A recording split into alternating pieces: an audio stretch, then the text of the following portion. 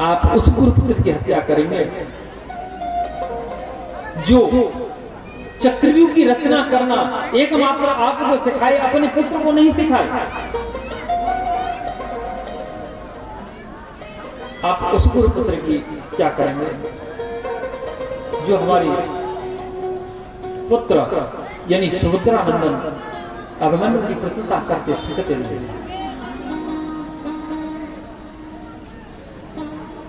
अभिमन्यु वीर गति को प्राप्त हो गया तो माता सुभद्रा, माता कुंती, ये माता द्रौपदी गुरु द्रोणाचार्य के कक्ष में अभिमन्यु की वीरता का बखान श्रवण करने के लिए गई। तब गुरु द्रोणाचार्य चरण में गिर गए। बोले हे अभिमन्यु जननी, मैं तुझे कोटे कोटे प्रणाम करता हूं, तुझे प्रणाम करता हूं, तेरे गर्भ को प्रणाम करता हूं, जैसे अभिमन्यु जैसे वीर पुत्र को तूने जन्म दिया। द्रोणाचार्य, अश्वत्थामा, कर्ण, वितरण, दुर्योधन, दुशासन, कृपाचार्य, ऐसे ऐसे सात महारथियों से नहीं भयभीत हुआ। अंत समय में जब दुर्योधन किए अभिमन्यु वीर गति को प्राप्त होने लगा, हाथ जोड़ करके प्रार्थना किया कि गुरुदेव, जब मेरी माता सुभद्रा और मेरी माता द्रौपदी अगर आपसे मेरे बारे में पूछे तो उसको बता देना कि द्रौपदी, तेरा पुत्र सात महारथियों के सामने अकेला होते हुए, वीर गति को प्राप्त होते हुए भी किंचित मात्र भयभीत नहीं हुआ।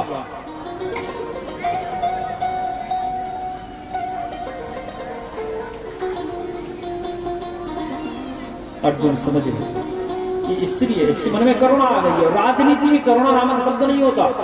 युधिष्ठिर जी के पास पहुंचे, भैया क्या करना चाहिए? युधिष्ठिर बोले, अर्जुन जैसा धर्म कहे वैसा कर, मुझे नहीं पता। भीम बोले, अर्जुन अगर तू इसे छोड़ देगा तो मैं मार दूंगा। नकुल सहदेव बोले कि मजरे भैया ठीक कह रहे हैं।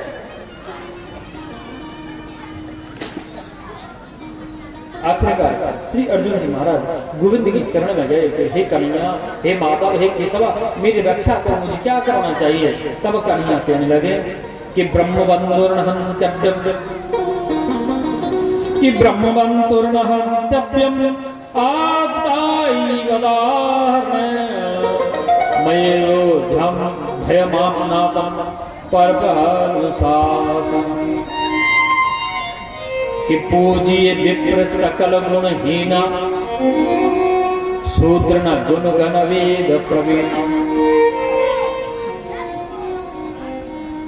पूजिए विप्र सकल गुणहीना, ब्राह्मण चाहे कैसा भी हो, पूजनीय होता है, वंदनीय होता है, आदरणीय होता है। अब यहां पर एक प्रश्न खड़ा हो जाता है, यही शूद्र न गुण गण वेद प्रवीणा, यही बात एक बार जगत गुरु आदरणीय 1008 श्री राम भद्राचार्य जी महाराज ने बोल दी थी, और सोशल मीडिया वाले उनके पीछे लगे।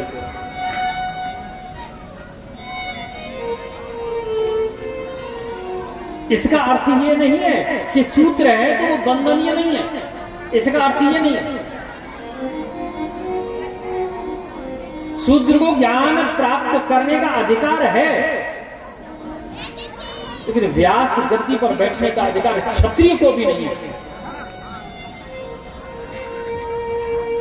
व्यासपीठ है जिस पर एकमात्र पुरुष और वो भी ब्राह्मणों को ही बैठने का अधिकार है। एक अलीगढ़ जिला में एक महाराज जी जाति से प्रमुख भैया जाट हैं, चौधरी जाट, आप जानते हैं, महा विद्वान है रामचरितमानस के और ये भागवत महापुराण के, लेकिन व्यासपीठ पर आसीन नहीं होते। व्यासपीठ पर बनाएंगे, संकल्प करेंगे, ब्राह्मण के पुत्र को अपना पुत्र माने हैं, ब्राह्मण के पुत्र को वहां बैठाते हैं और नीचे थोड़ा नीचे एक दूसरी गद्दी बनाकर के प्रवचन करते हैं। ये मर्यादा है।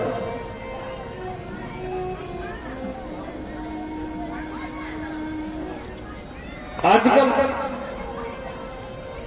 आज माताएं बहनें कथा हम इस बात को कहेंगे तो कहीं ऐसा ना हो मीडिया वाले हमारे पीछे लग जाए। रामभद्राचार्य जी महाराज, अवधेशानंद गिरी जी महाराज, तो जो जगत गुरु हैं, जगत गुरु काशी सनातन जी महाराज,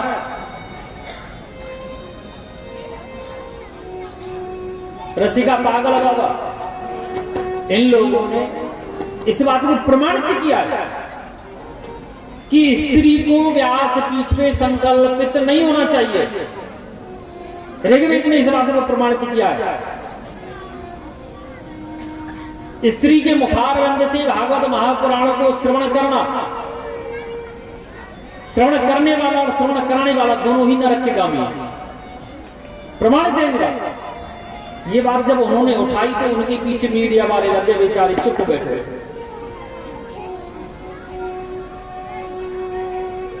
एक अरदिया से फोन आया, बोले महाराज जी को लेडीज रखता देंगे। भैया मैं मेरे पास लेडीज रखता।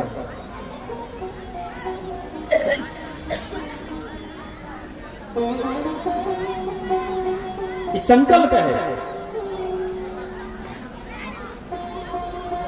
जो भी स्थिति होगी, एकमात्र व्यास पीठ पे जो वर्ण हो गया, जिसको तिलक हो गया, जिसको आपने संकल्प कर दिया, वही व्यक्ति विराजमान होगा। दूसरा व्यक्ति विराजमान नहीं होगा, चाहे वो मरने वाला क्यों ना हो, बैठेगा वही जिसका संकल्प होगा।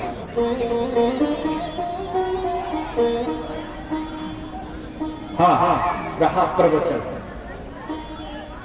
बिना व्यास गद्दी बनाए, बिना संकल्प किए आप प्रवचन करने का अधिकार हर किसी को, जिसके पास ज्ञान है वो ज्ञान बांटने का अधिकार उसको है, पूर्ण अधिकार। कि पूज्य विप्र सकल गुण ही। श्री गोविंद कहने लगे, हे धनंजय, हे अर्जुन, हे पार्थ, ब्राह्मण चाहे बच्चों का हत्यारा क्यों ना हो, उसको मारना नहीं चाहिए। वो बंधन होता है, कुछ नहीं होता है। लेकिन बच्चों की हत्या करने वाला तो चाहे ब्राह्मण क्यों ना हो, उसे मार देना चाहिए, छोड़ना नहीं चाहिए। बाल हत्यारे को छोड़ना नहीं चाहिए। भीम उल्टा समझते हैं। भीम बोले, वाह कन्हैया, एक तरफ कह रहे हो मार दो, एक तरफ कह रहे हो छोड़ दो, ऐसा न्याय होता है क्या? अर्जुन समझ गए। अर्जुन ने अपनी कटारी निकाली, कृपाणा निकाल करके अश्वत्थामा की दाढ़ी मूंछ काट दिए, उनकी मस्तक में मणि है उसको छुड़ा लिया, अपमानित कर दिया, लज्जित कर दिया, धक्का देके भगा दिया। क्यों भी शास्त्र कहता है जो प्रतिष्ठित व्यक्ति है, जो प्रतिष्ठामान व्यक्ति है, उसको मारने की आवश्यकता नहीं है, फांसी चढ़ाने की आवश्यकता नहीं है, गोली मारने की आवश्यकता नहीं है। उसको मात्र बेइज्जत कर दो, लज्जित कर दो, अपमानित कर दो, वही उसका मृत्युदंड है, वही उसका मृत्युदंड है। अश्वत्थामा ने काम किया था मरने का, निर्दोष पुत्रों की हत्या। फिर भी गोविंद की कृपा देखो, मरने नहीं दिया, जिंदा छोड़वा दिया। ईर्ष्या, ईर्ष्या से बुरी चीज है। मेरी चाहे आंख फूट जाए लेकिन पड़ोसी अंधा हो जाना चाहिए, ईर्ष्या है। ईर्ष्या का लक्षण है। अपने दुख से दुखी नहीं होंगे आज, दूसरे के सुख से दुखी। इसके पास पैसा कहां से आवे होता है, इतना पैसा कहां से आ रहा है इसके पास, कहां से क्या करता? अरे भाई, उसका भाग्य उसके साथ है, तुम्हारा भाग्य तुम्हारे साथ है।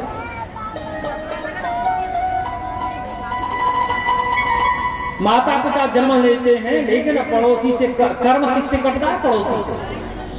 कभी पड़ोसी को देख करके ईर्ष्या नहीं होना चाहिए, पड़ोसी को देख करके तो प्रसन्न होना चाहिए। चलो भगवान करे पड़ोसी बढ़े, मैं बढ़ूं या ना बढ़ूं, हो सकता है मेरे कर्म हैं ऐसे हो जो मैं ना बढ़ूं, लेकिन मेरा पड़ोसी अवश्य बढ़े, क्योंकि अगर मेरे ऊपर कोई विषम परिस्थिति आती है तो मेरा पड़ोसी सबसे पहले आएगा, पड़ोसी अवश्य बढ़े।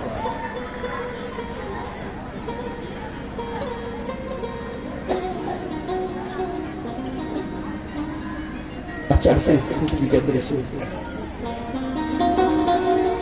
अश्वत्थामा के मन में ईर्ष्या उत्पन्न हो गई कि मैं ये पांडु के बंधुआ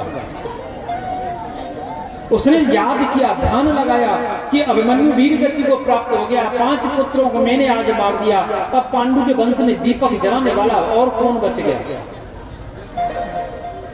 उसको अश्वत्थामा को अनायास याद आया कि जब अभिमन्यु वीर गति में जब प्राप्त हुआ था महाभारत में, उस समय उसकी पत्नी उत्तरा गर्भवती थी। अगर वो गर्भस्थ शिशु को मैं मार देता आज, तो पांडु का वंश नष्ट हो जाएगा। ब्रह्मास्त्र का प्रयोग कर दिया।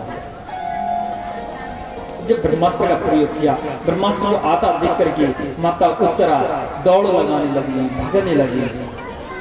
पाय पाय महायुगिन्या दौड़ती गई गोविंद की शरण में, गोविंद के चरण में जाकर के गिर पड़ी, पकड़ दिया पैर कि पाय पाय महायुगिन्या देव देव जगत पतये नान्या तद भयं पश्ये यत्र मृत्यु परस्परम।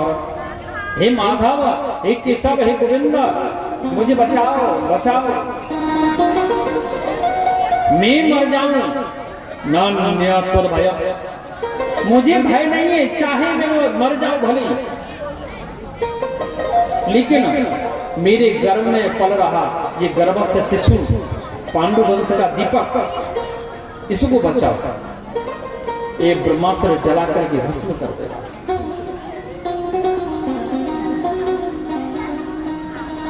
भगवान कहे देवी पुत्री अपने अंदर मातृभाव जगाओ। माता उत्तरा अपने अंदर मातृभाव उत्पन्न की। एक भाव में कन्हैया बाहर बैठे और एक भाव में रूप में अंदर चले गए गर्भ के अंदर, और ऐसा चक्र चलाए कि उस ब्रह्मास्त्र से गर्भस्थ शिशु की रक्षा हो गई, वो सुरक्षित हो गया।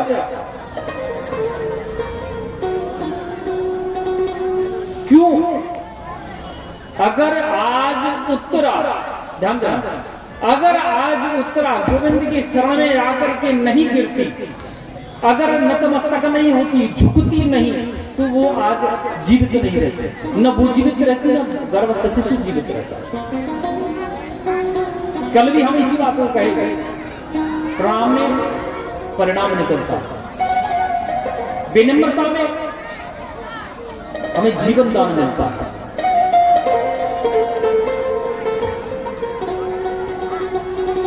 एक बार भगवान राम और रावण के बीच में जब युद्ध चल रहा था, तो आज कई बार लक्ष्मण जी और मेघनाथ के बीच में युद्ध प्रारंभ हुआ, कई बार हुआ। आज अंतिम दिन है, अंतिम दिवस है, अंतिम बार युद्ध होने वाला है। प्रातः काल हुआ, आज लक्ष्मण जी मेघनाथ से युद्ध करने जाएंगे। भगवान राम महादेव की सेवा कर रहे हैं, पूजा कर रहे हैं।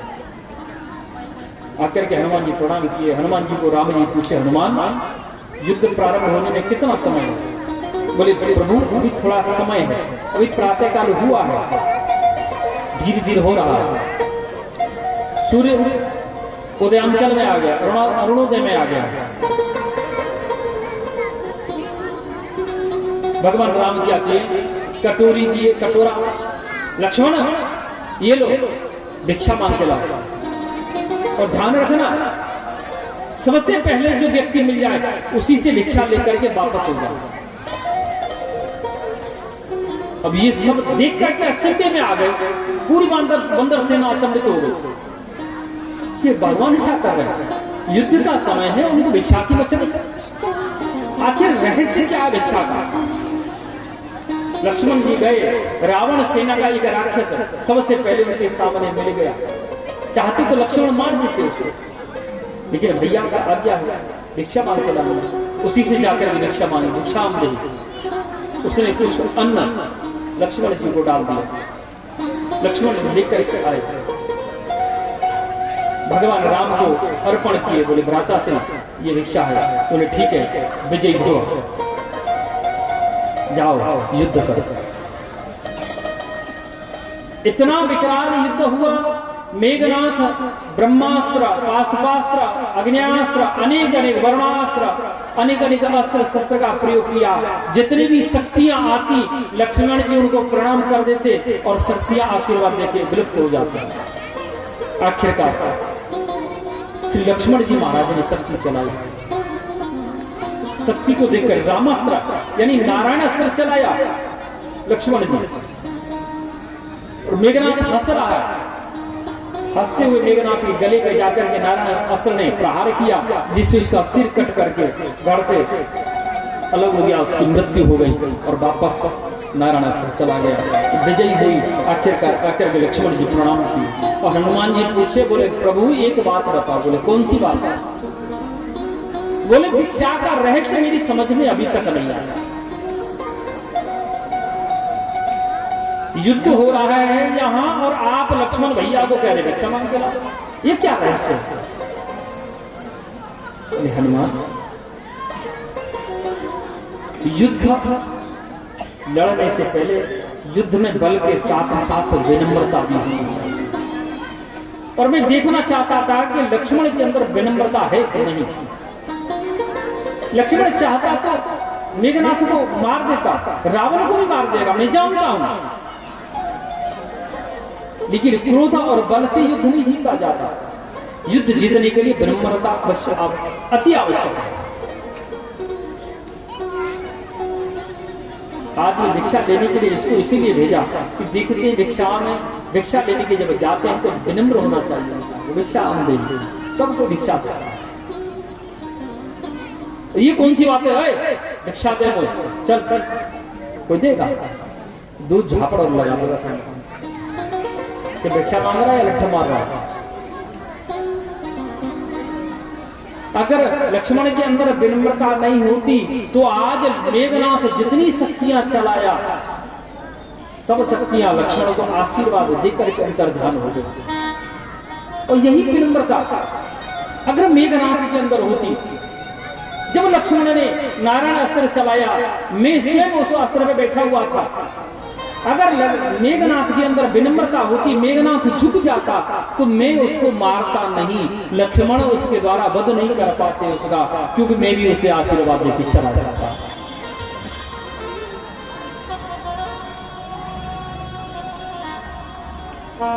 नमन्ति फलनो वृक्षा नमन्ति गुणनो जन।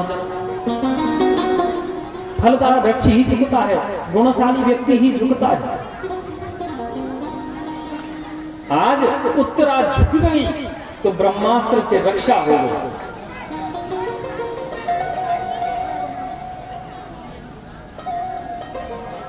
भगवान बोले पुत्री अब कैसा लग रहा है?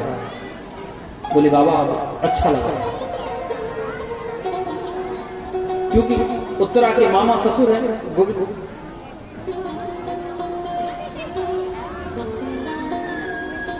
जिस पर कहते हैं ना कि भगवान के सामने भक्त कोई भी चालाकी करे, जीव कितनी भी चालाकी करे, छुप नहीं सकती।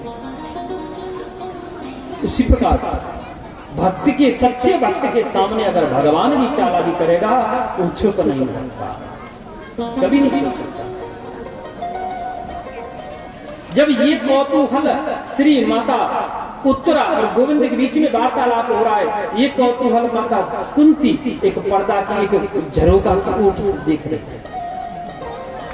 माता कुंती जाकर के गोविंद के चरणों में गिर गई। हे कृष्ण द्वारिका वास देव देव जगत पतय, हे गोविंद, हे माधव, हे कन्हैया, आप मेरे वंश के रखवाले हो। हे कन्हैया, हे माधव, जगदीश, आप मेरे कुल के रखवाले हो। कन्हैया उठा कर गए, माता कुंती को गोदी से लगाए, गले से लगाए। तू ये करे क्या रही है? अरे मैं भगवान नहीं हूँ, अरे मैं तो तेरे भैया वसुदेव का छोटा बेटा हूँ, छोटा लाला हूँ। कन्हैया बोले लाला यही तो बड़ा नाटक है तेरो कि काऊ को मैया बनावे, काऊ बाला बनावे, काऊ को भैया बनावे, काऊ को भूपा बनावे, काऊ को भुआ बनावे, लेकिन भूल जाए कि सबको परदादा तू अकेलो बैठो। अरे मेरी देख, मैं भगवान नहीं हूं, मैं तेरे भतीजो हूं। कन्हैया तू चाहे कर छूटे, लेकिन तू है सो है, तू तो परमात्मा है, तू मेरे वंश को रक्षक है। कन्हैया बोले हुआ अगर माने तो ऐसा करो तुम सब लोग वरदान मांगो। युधिष्ठिर जी महाराज, अर्जुन, भीम, नकुल, सहदेव, उत्तरा, सुभद्रा, द्रौपदी सबको वरदान दिए भगवान। जब मैया कुंती को नंबर आयो तो माता कुंती को बोले कि मैया हुआ तू कछु नहीं मांगेगी। माता कुंती बोली लाला तेरी कृपा से मेरे पास सब कछु है, लेकिन तू जब ज्यादा जिद कर रहे हो तो एक ही आशीर्वाद दे दे। बोले कौन सो? माता कुंती ने अपनी साड़ू को पल्लू कोछ बनाया, पल्लू फैलाया, कही कि विपदो ने संतुन शाश्वत तत्र जगत गुरु भवतो दर्शनम यशाद पुनर्भव दर्शन। कन्हैया एक ही आशीर्वाद दे दे कि एक विपत्ति न जावे दूसरी विपत्ति आ जाए, दूसरी विपत्ति न जावे तीसरी विपत्ति आ जाए।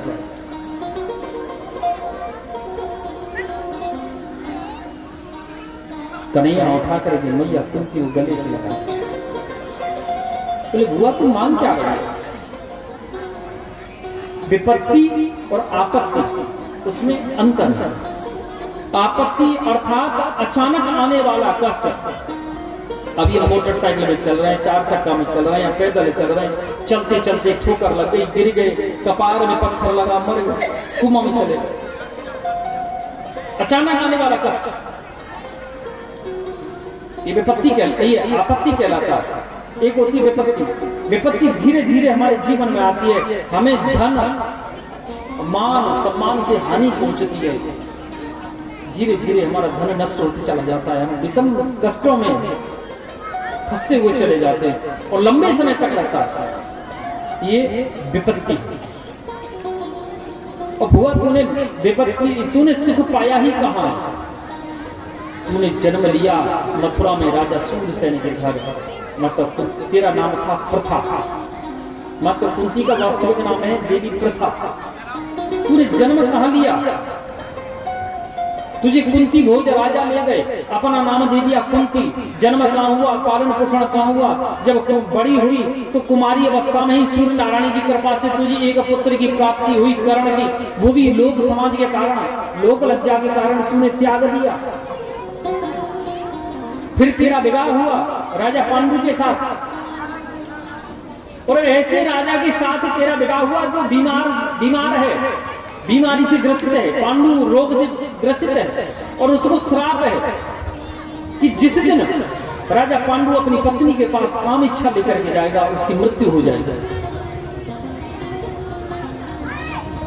राजा पांडु का दूसरा विवाह माता मांद्री के साथ हुआ। बुआ वो तो तेरी तपस्या का बल था, धर्मराज से युधिष्ठिर, इंद्र से अर्जुन, पवन से भीम को तूने प्राप्त कर लिया, और मांदरी के गर्भ से अश्विनी कुमारों की आशीर्वाद से नकुल और सहदेव उत्पन्न हुए। एक दिन राजा पांडु काम इच्छा लेकर के माता मांदरी के पास चले गए, उनकी मृत्यु हो गई। माता मांदरी नकुल सहदेव को माता कुंती के हाथ में सौंप करके और सती हो गई। अब बताओ एक विधवा माता 5-5 पुत्रों को लेकर के कैसे जीवन यापन करेगी, और उस विषम परिस्थिति में जीवन यापन कैसे करे जब कुंती गांधारी के 100 पुत्र कुंती के 5 पुत्रों को मारने के लिए नित्य नई नई योजना बनाते, कभी खीर में विष मिला के पिलाता, कभी पहाड़ी से गिराता, कभी लाखा गृह में जलाते, कभी तेरी पुत्र वधू को घरी सभा में नग्न किया जाता, कभी तुझे वनवास दिया जाता, कभी तुझे अज्ञातवास दिया जाता। हुआ तो सुख पाया ही कहां? माता कुंती बोली लाला किस सुख के माथे सिल पड़े जो हरि हृदय से जाए, बलिहारी व दुख को जो पल पल याद करा, कह हनुमंत विपति प्रभ सोई,